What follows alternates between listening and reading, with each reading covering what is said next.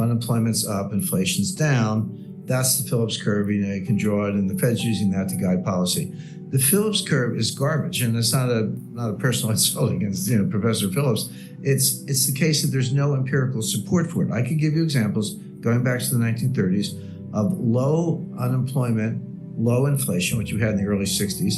1930s, we had high unemployment, low inflation, even deflation. Late 1970s, what did we have? High unemployment and high inflation. That was called stagflation. So I can give you examples. If you think of it as a quad chart, unemployment, inflation, fill in the blanks. I can give you all four examples: low, low, low, high, high, low, high, high, which means there's no correlation. If you can have any one of them, there's no correlation. So the Phillips curve has no predictive value on its face because the data doesn't back it up.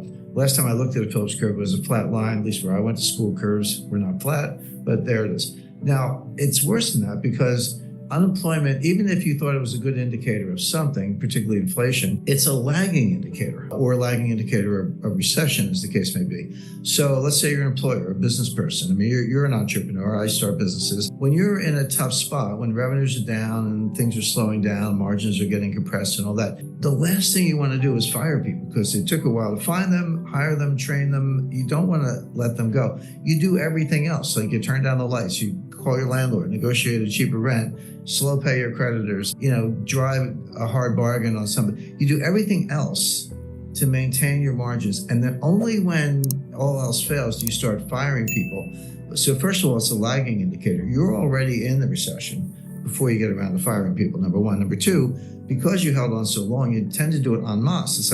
It's not like I'm going to fire one person a month for the next year. It's like I'm going to hang on to all of them and then maybe, sadly, fire them all at once because I have no other choice. So A, it's a lagging indicator.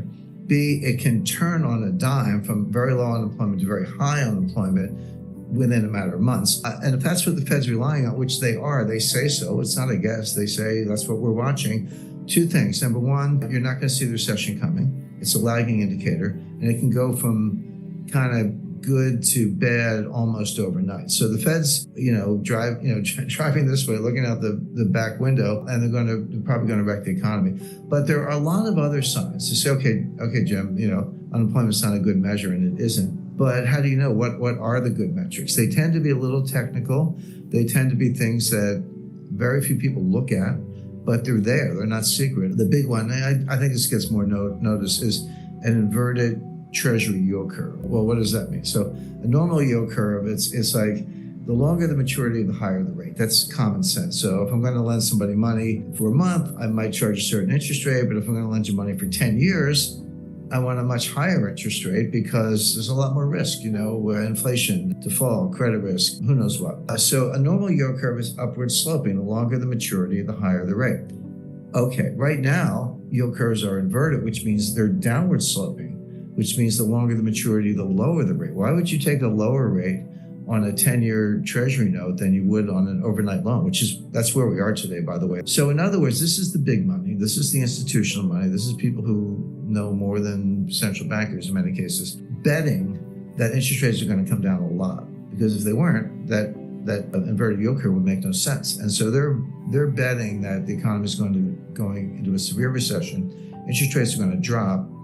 Now, just to get a little more arcane, there's something called the SOFR futures curve. SOFR is the new LIBOR, there were problems with LIBOR. But these are long-term bets on overnight rates.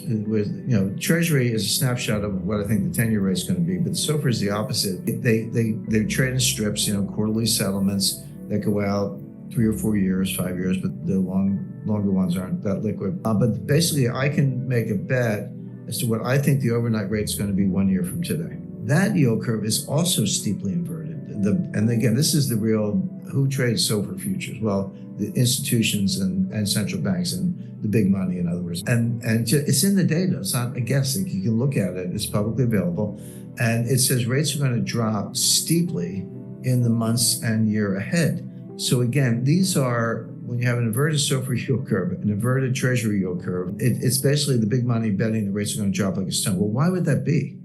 Well, there are only two reasons. One, a severe recession and a steep drop in inflation. And those two things do go together. One more example, again, I don't want to get too in the weeds, but there's something, the Fed has an overnight reverse repo facility. And what does that mean? So the Fed says, hey, give me your cash and I'll give you a treasury bill as collateral, and then we'll unwind it at some point in the future. It's called a reverse repo. So I can call up the Fed, have them send me treasury bills as collateral, give them cash, and they'll pay me interest on that. It's a phone call. I don't have to do anything fancy. Okay. But the Treasury also sells treasury bills at auction, and I can bid on them, and people do. And the yield to maturity on those is lower than the Fed will give you for a phone call. So why would you bid at an auction, take the market risk and get a yield that's lower than the one you can get for a phone call? Well, the answer is that the treasury bill that they send me when I do the treasury facility, I cannot rehypothecate it, meaning I have to hold it, give it back to the Fed when they want it, but I can't give it to you or anybody else. Whereas if I bid at auction, I can take that bill, I can pledge it to UBS can pledge it to Deutsche Bank can pledge it to Barclays, and they do. So, but the reason I bid more aggressively for that and take a lower yield, I'm fighting for a lower yield instead of the higher yield I can get for free, is because I need the collateral. That's a sign that there's a collateral shortage, that banks are reducing their balance sheets, they're unwinding derivatives, et cetera. So sorry to be a little technical, but the point is when you look at two inverted yield curves and an auction rate that's lower than what you can get for a phone call, they all say the same thing. Rates are going down, the economy is going to crash, and there's a collateral scarcity, and banks are tightening up their balance sheets. So they're all bad signs. So it reminds me of another indicator, just quickly. Swap rates we have negative swap rates. What does that mean?